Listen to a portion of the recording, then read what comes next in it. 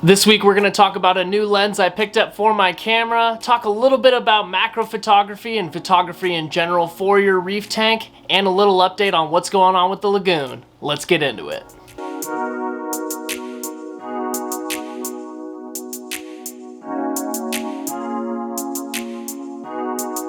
What's going on, reefers? My name's Blaine. This is the King Tide Corals channel. If you guys are tuning in this week, I want to say thanks again for stopping by. To everyone who's a returning subscriber, thanks so much for subscribing to the channel. We're just a little bit over 650 subs. I can't believe it. My goal for this year, going back to my New Year's resolutions, was 2,500 subscribers by the end of the year. So if you guys are new to the channel, you guys like what you see, please be sure to like, subscribe, and hit the bell notification so you guys can help me out with my New Year's resolution goal. This week we're gonna go over a new lens I just snagged for my Canon M50. It's a really cool new thing I grabbed. It's a macro lens. I'm not really into photography in general, but getting these new lenses is really exciting to add to my camera arsenal. It's a really cool lens because I'm able to take some really nice macro shots and videos for the channel as a whole. It's been really fun adding some new shots to my Instagram as well. If you guys aren't following me on Instagram, you can check me out at King Tide Corals as well and check out some of the new shots I've been taking.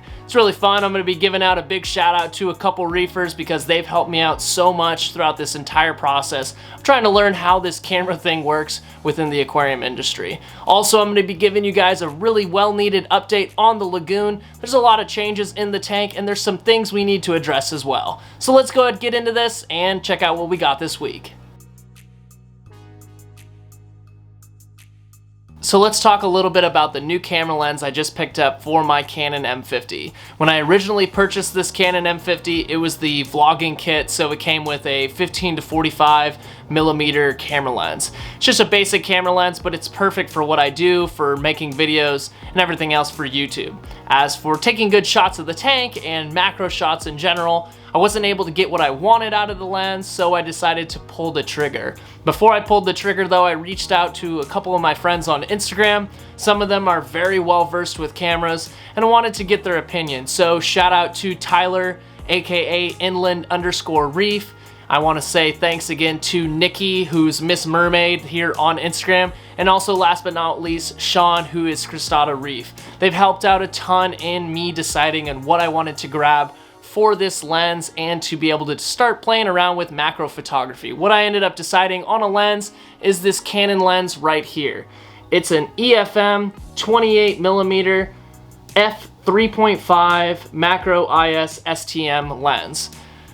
I don't really know what that means, to be completely honest, but I do know that it's a pretty inexpensive macro lens in general compared to other macro lenses. I was looking them up. They're ranging anywhere from $800 to $1,900, whereas this one only ranged at about $300 new. So it was kind of perfect for me to try it out and play around with macro photography and videos in general. So thanks again to every single one of you guys on Instagram who have helped me out in picking out the perfect lens for me. And I'm gonna go ahead and go over a little bit more about macro photography and show you guys some of the shots and videos that I've taken thus far. Now let's go ahead and talk a little bit more about macro photography and how this is gonna be a great addition to the channel as a whole. Basically, macro photography is the art of taking up-close photographs of subjects, and basically what you're doing is taking a photograph of something really small in size normally. Traditionally, for a photo to be considered macro in true nature, the subject needs to be rendered as life-size or larger than life-size. As you guys can see in some of these photos that I've taken, there's a lot of really cool shots and up-close things of some of the corals in the lagoon. It's really fun to be able to take these photos, and also I've really enjoyed taking some really nice macro shots of the macro shorelines tank. It's been a really fun addition to the channel, and I just wanted to show it off to you guys and show you guys a little bit of what I've added to my camera arsenal. Here's a little rundown and some shots that I've been taking lately from the macro lens.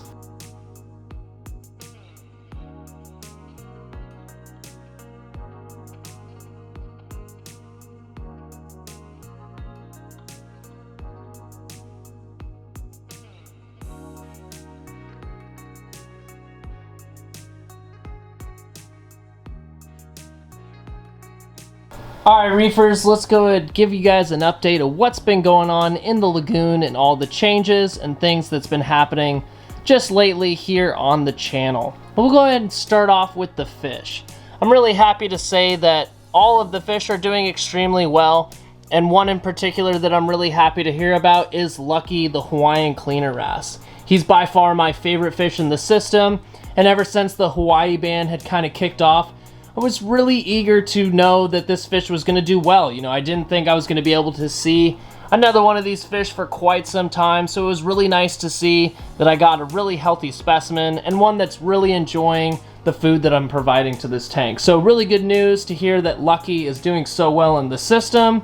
As for the Spot Cinctus clown pair, they seem to be really happy in the tank as well. They are really enjoying hanging out in this big toadstool. This is their host here. It's a long polyp toadstool. You can see the female really enjoys hanging out by it all day long, diving in and out of it, and it's really her favorite place to be. The male usually ends up hanging out in the back of the tank until it's nighttime, and he sleeps here with his girlfriend as well. Now let's talk about the problem child of the tank, the cherub angel. This is basically my white whale. This is the fish that I have been trying to catch and get rid of, but sadly I am not able to catch this fish.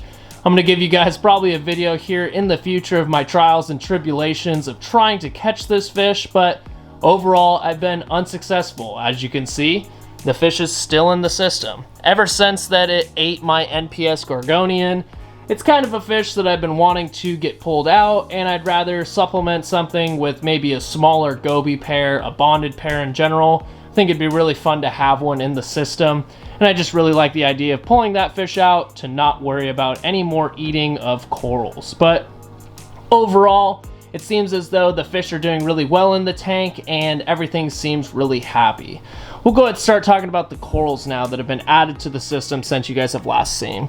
One of my favorite new pieces that I've added is this pulsing Sinularia piece. It's a really cool soft coral, very unique, and it's one that's been aquacultured here locally for upwards of about 30 years by a local breeder here, or a local guy that sells corals. It's a really cool piece and I've enjoyed it a lot since adding it to the system. Another piece that I find really cool is this green toadstool here in the back. It's a really nice piece from Indo, I believe, that I snagged from a local fish store. And overall, it just adds some really cool color up top in the aquarium. It's really nice to kind of have it mirroring with the Tongan yellow toadstool and having that bright green right above it. And then also this more paler green tan bodied toadstool right here. But overall, I really like this new piece and I think it's a really nice addition. As for other new pieces, I've snagged this supposed weeping willow. Of course, I don't believe it actually is a weeping willow, but it's a really nice piece, not to say the least. And then also the mushroom garden has gotten some new additions. As you guys know, I love my mushrooms and I've added a lot more. The Powerball on this frag rack right here is by far my favorite new piece that I've added. I've added another OG.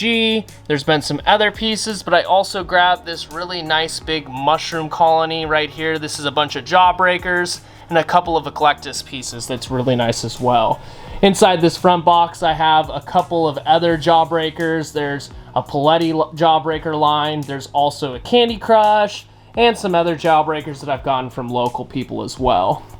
Another really cool mushroom I wanted to show you guys is this one up here in the front. I got it from one of my local fish stores in Portland, Cuttlefish and Corals. It's a wild Indo shroom, but it's got some really cool white bounces on it, some aqua clear kind of bounces, and I'm kind of excited, hoping I can get that to grow out and start cutting it up and try and start my own little King Tide Corals bubble mushroom strain, a little bounce mushroom for myself. Be really cool to have. As for corals that need to be trimmed up, you guys can see the Japanese pink Nephthia is getting huge, and that's one thing that I'm hoping to do here in the next couple weeks is get to trimming some of these corals. The other one I'd like to trim is this Grub's Gorgonian. You guys can see it's touching the top of the water line. And then also this big toadstool that's the host for the clowns could use a little trimming as well. As for some of the issues in the tank, there's been a couple. As you guys know, I have the issue with the cherub angel. And then also I've had a little bit of a bacteria issue with this magic carpet mushroom. I've been doing a bunch of different kinds of dips for it, Lugos dip, Furon 2. I'm gonna try and keep it around and hopefully it can maintain, but as for now, it's not doing super great. There's some other mushrooms that aren't super happy, but overall though, That's the only mushroom that I've seen big issues from. Other issues I have in the system are I'm seemingly losing a lot of my Christmas tree worms. I've lost quite a bit of them. I keep feeding the tank the same amount since I've kept them, and I had them for a really long time. And then this rock is seeming to do all right. They usually come out more at night. I wonder if the Christmas tree worms have kind of gone through their life expectancy. You know, everything I've read online is anywhere from 1.5 to 2, maybe even longer. And, you know, I don't know how long Ben at BSA Corals had this piece or how long these worms were in it originally, but it seems as though I've lost quite a few worms, so that's kind of a bummer. You know, this was one of my favorite pieces in the tank. Of course, there's still a lot of worms in it, but just not nearly as much as when I first got it. Overall though, the equipment on the tank is doing super good. I really am still loving this top lids lid. It's been great for me. This AP9X by Kessel has been an awesome light, and I'm really enjoying everything in the back. The Trident has been, or not the Trident, sorry, the Apex has been a huge addition to the system. I really enjoyed it.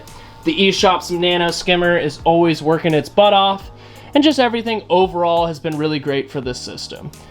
I hope you guys have enjoyed this quick little update of what's been going on in the Lagoon. There's a lot of things that need to be worked on and changed, but as for right now, I think things are looking really good in the tank. Well, Reefers, I'm excited I was able to share with you all an update on the Lagoon and talk a little bit about my camera game and my new camera lens I just picked up. Big shout out again to everyone who helped me out throughout this process of picking it out. I'm really happy and excited to be able to share with you guys some new shots and videos here on the channel. One thing also is I felt like it was the last piece of the puzzle to finally start my tank tour series. It's one thing I also wanted to start in 2021, and I'm excited to finally be able to showcase people's tanks in a really nice lens and overall just a better feel. It's going to be really fun too because I have one tank in particular that I'm really excited to go check out and show off to all of you guys. You probably have seen his Instagram before. He goes by Northwest Nano, and he has one of the best waterbox SPS systems I've ever seen, and I think it's one of the best on Instagram. He also has a 20 long that he doesn't show off that much, but it has some really cool anemones and some nice soft corals. You guys know I'm a junkie for any soft corals, so I'm excited to check that out as well. If you guys don't want to miss out on this, please be sure to smash the subscribe button so you guys can check it out and see any future videos coming up. I want to say thank you to all of you guys for who are watching here and stayed this long till the end of the video. If you guys haven't done so already, smash the like button too. It really helped me out. Until next week, guys, stay reefing.